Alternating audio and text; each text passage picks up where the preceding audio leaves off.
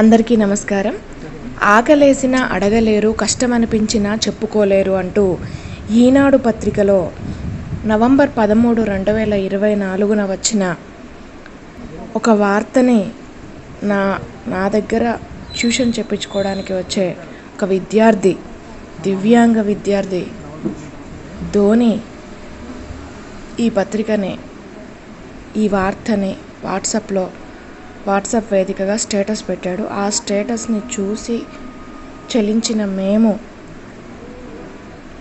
ఈరోజు వారింటికి బయలుదేరాము. ఇక వార్తలోకి వెళ్తే, ఖమ్మం జిల్లా కొణిజర్ల మండలం పెద్దమునగాలకు చెందిన నాగేశ్వరరావు, స్వాతి దంపతులకు 11 సంవత్సరాల మనీష్, 9 సంవత్సరాల మనోజ్ ఇద్దరు కుమారులు. మనీష్ పుట్టిన తర్వాత 6 నెలల వరకు ఆరోగ్యంగానే ఉన్నాడు. ఒకరోజు ఉన్నట్టుండి మూర్ఛ వచ్చి కాళ్ళు వంకరగా మారాయి. మెదడు ఎదుగుదల లోపించింది. పెద్ద కుమారుడి పరిస్థితి చూసి ఆందోళన చెందుతున్న తరుణంలోనే మనోజ్ జన్మించడంతో దంపతులు కొంత సంబరపడ్డారు. 6 నెలల్లోనే ఆ ఆనందమూ ఆవిరైంది. పెద్ద కుమారుడికి మాదిరిగానే చిన్నబ్బాయికి మూర్ఛ, మెదడు దెబ్బతిని కదల్లేని పరిస్థితి. కూలి పనులకు వెళ్తే కానీ పూట గడవని పేద కుటుంబం వారిది. శక్తికి మించి అప్పులు చేసి మరీ ఇద్దరు కుమారులను ఆసుపత్రిలో చూపించారు. వైద్యులు మూర్ఛ అని తేల్చి చికిత్స చేసినా ఫలితం దక్కలేదు. దేవుడిపై భారం వేసి కష్టాలు దిగమింగుకుంటున్న సమయంలోనే తండ్రి నాగేశ్వరరావుకు గుండెపోటు వచ్చింది. మళ్ళీ అప్పులు చేసి బైపాస్ సర్జరీ చేయించారు.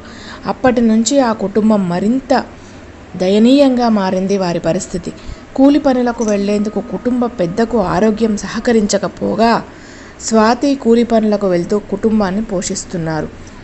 ప్రతి నెల పిల్లలు, భర్త, మాత్రలు, వైద్యం కోసం 10,000 వరకు ఖర్చు అవుతుందని స్వాతి వాపోయారు.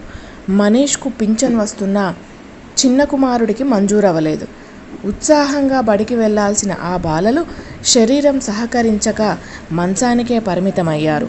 నోటి మాట రాక ఆకలవుతుందని అడగలేరని, తమ కష్టాన్ని చెప్పుకోలేరని ఆ దంపతులు ఆవేదన వ్యక్తం చేస్తున్నారు. దాతలు, అధికారులు స్పందించి ఆదుకోవాలని కోరుకుంటున్నారు అని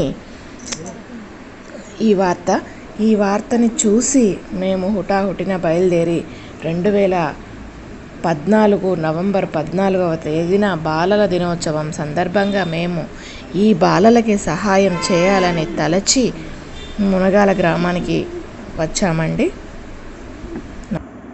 మాకు చేతనైనంత సాయం చేద్దామని ఈరోజు ఇక్కడికి వచ్చాము.